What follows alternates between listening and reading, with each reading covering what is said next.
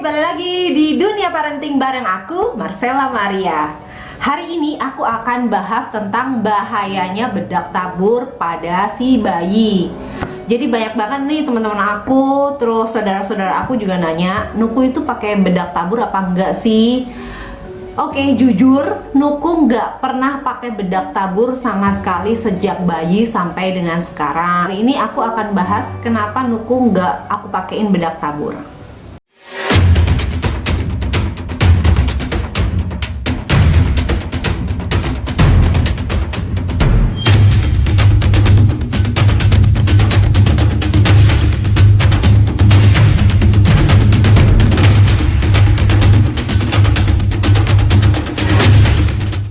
Jadi sebenarnya pemakaian bedak tabur itu sebenarnya sampai saat ini tuh masih banyak yang pro dan kontra. Contoh nih misalkan,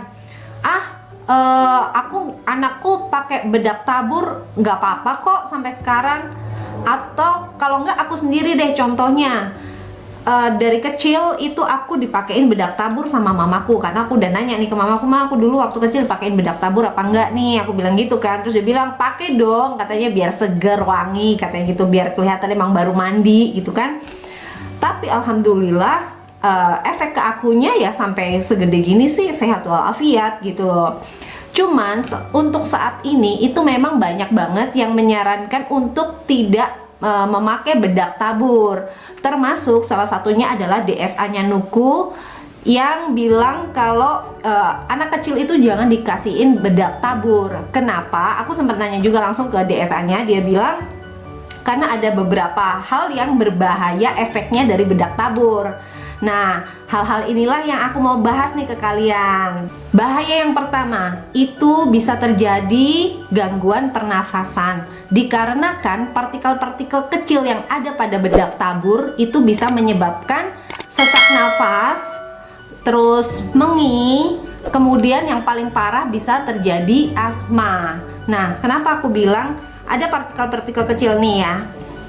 Oh iya, ini aku sebelumnya aku mau bilang, ini aku memang stok bedak tabur di rumah karena biasanya kalau aku pergi acara kondangan gitu kan rambut aku suka disasar, dan kadang kalau bongkarin sasakannya kan susah ya, biasanya kan pakai bedak tabur. Nah, itulah manfaatnya aku beli ini juga, itu buat itu.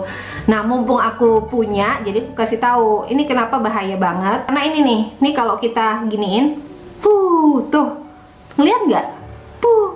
Nah itu.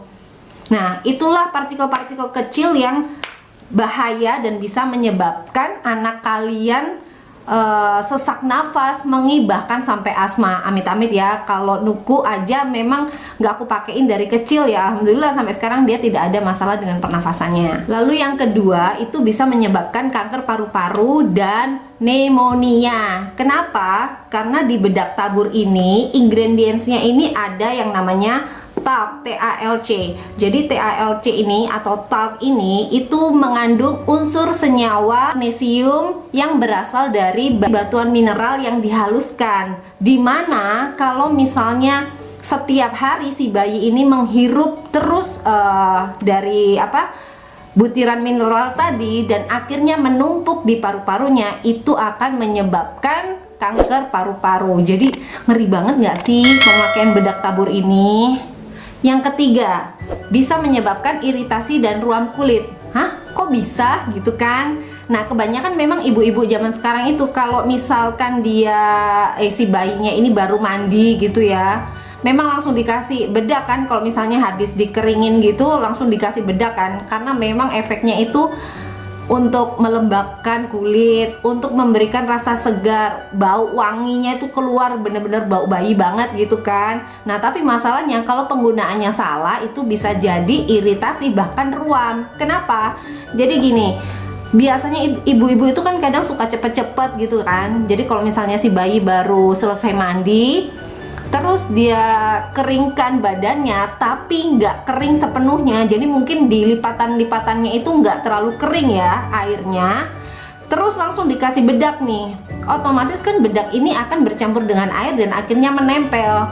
Nah, itulah yang akan menyebabkan iritasi bahkan ruam pada kulit bayi. Jadi hati-hati banget ya. Jadi memang lipatan kulitnya si bayi ini kan sensitif. Jadi emang bener-bener kita harus perhatikan banget sebagai orang tua. Lalu yang keempat, itu bisa menyebabkan keringnya selaput lendir. Pada tahu nggak sih fungsi dari selaput lendir itu sendiri itu apa? Jadi fungsi dari selaput lendir itu sendiri adalah menyaring masuknya kotoran ke dalam tubuh si bayi. Bayangin nggak kalau misalnya si bayi ini terlalu banyak menghirup bedak terus akhirnya kering, dan fungsi dari selaput lendir itu sendiri udah nggak ada. Artinya virus atau bakteri akan dengan mudah sekali masuk ke dalam tubuh si bayi. Otomatis si bayi pasti bakal sering sakit, demam lah, sesak nafas lah, atau mungkin bisa penyakit-penyakit lainnya yang mungkin bisa masuk lewat saluran pernafasan. Yang kelima, itu bisa menyumbat area kemaluan. Kenapa kok bisa menyumbat area kemaluan? Ini karena memang kebanyakan juga ibu-ibu yang saya tahu ya, emang dari zaman baheula gitu kan, banyak ibu-ibu ini yang memang pada saat anaknya habis pipis atau pas mau ganti popok itu kan basah kan. Nah, setelah mereka keringkan, dia langsung pok kasih bedaknya gitu kan di area kemaluannya. Pernah tahu nggak sih? Kalau aku sih sering banget tahu, cuman aku nggak nerapin ke Nuku ya. Cuman aku tahu banget, dan ternyata efeknya itu nggak bagus karena itu bisa banget menutup saluran kencing si bayi, dan itu emang bisa bahaya banget loh, Mom. Setiap masalah itu kan pasti ada solusi. Nah, kali ini aku akan kasih solusi ke kalian. Kalaupun memang kalian maksa banget untuk pakai bedak, it's okay sih, nggak masalah. Aku nggak pernah maksain untuk kalian pakai bedak atau enggak. Tapi kalau emang kalian tetap mau pakai bedak, ini beberapa solusinya. Jadi yang pertama, pakailah bedak yang tidak ada kandungan talknya. Pastikan itu, karena sekarang sudah banyak beberapa produk yang bedak taburnya itu tidak mengandung talk. Lalu yang kedua, pakai bedak yang bukan bedak tabur, alias pakai yang bedak lotion. Karena yang bedak lotion itu otomatis kan dia berbentuk krem, dan ketika dipakai pun di kulit itu selain melembabkan terus memberikan rasa segar gitu kan, tapi dia tidak berbahaya jika dihirup karena dia berupa krem dan langsung menyerap masuk ke dalam kulit si bayi. Lalu jangan lupa untuk membersihkan bedak yang menempel atau menumpuk di lipatan-lipatan kulit pada si bayi. Karena kadang kita sebagai ibu itu kadang suka lupa ya untuk ngecek di lipatan-lipatannya itu. Padahal di situ sudah ada yang menumpuk, tapi kita biarkan aja. Nah, karena itu akan bisa menyebabkan iritasi bahkan ruam pada kulit si bayi. Jadi jangan sampai kita kelewatan lah untuk membersihkannya. Kemudian yang terakhir, jauhkan bedak dari jangkauan anak-anak. Kalaupun misalnya kayak saya nih punya bedak ini kan bedak tabur, padahal kan nggak boleh untuk bayi. Nah, takutnya kalau misalnya kita menaruhnya di tempat yang salah, si anak bisa pegang dan lalu dimain-mainin. Nah, itu juga bisa bahaya. Jadi please be careful ya, Mom. Sebenarnya nggak ada paksaan sih untuk kalian mau pakai bedak atau enggak, karena tidak ada sesuatu yang melarang gitu kan. Kalau misalnya kalian mau pakai ya monggo gitu kan, tapi pakailah sewajarnya aja, jangan berlebihan. Tapi kalaupun nggak pakai sama kayak aku ya nggak apa-apa, itu kembali lagi ke preferensi masing-masing, karena kan setiap ibu itu kan beda. Jadi kalau misalnya kalian itu pakai bedak, aku pingin tahu dong kalian pakai bedaknya apa, terus tujuannya apa sih gitu. Kalau misalnya kalian nggak pakai bedak juga sama kayak aku, kalian boleh komen juga. Mungkin kalau ada bahaya lainnya yang nggak aku sebutin, kalian juga bisa komen di bawah. Jadi sekian dulu guys sharing dari aku nggak mau panjang lebar. Kalau kalian suka banget sama video ini, kalian boleh like dan jangan lupa buat subscribe dan share sebanyak-banyaknya. Semoga video ini bermanfaat dan sampai jumpa di video berikutnya. Bye!